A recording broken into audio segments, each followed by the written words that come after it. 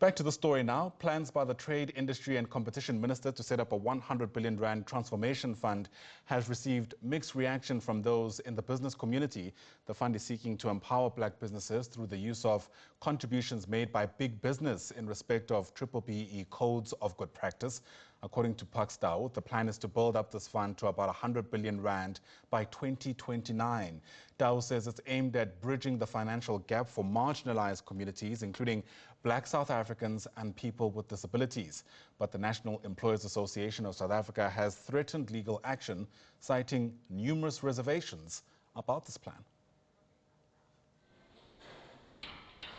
It has been a long-standing view of some in the business community that the country's BBBE policies have not seen their fullest potential in bringing about inclusion and transformation for the previously marginalized. Trade, Industry and Competition Minister Paxdao has proposed a 100 billion rand transformation fund that he says will not impose new obligations on firms, with the Black Business Council CEO Hanki Matabane saying they've been calling for such a fund to consolidate existing BBBE funds, which are currently fragmented.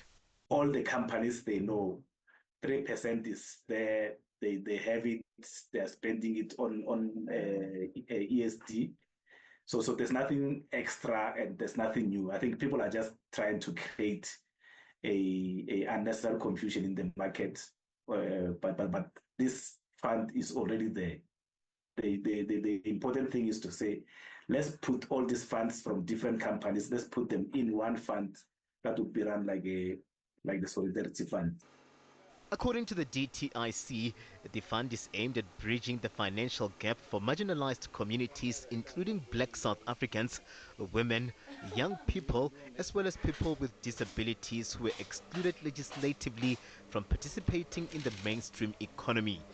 The Township Economic Commission's President Bheki Twana has welcomed the plans around the Transformation Fund, saying that transformation through BBBE can't be effectively implemented without the accompanying funding. As we always say, we are on our own. We have these policies, we have these funds, but at the end of the day, they don't reach the deserving entrepreneurs on the ground.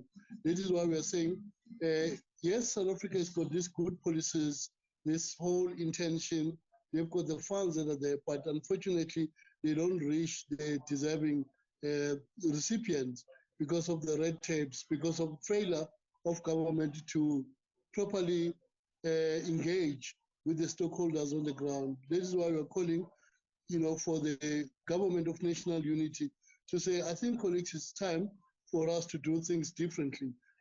But the National Employers Association of South Africa, NIASA CEO Gerhard Papenfus says a big business already makes contributions through enterprise and development initiatives, accusing government of looking to replace what they describe as the failed BBBE policies with the Transformation Fund.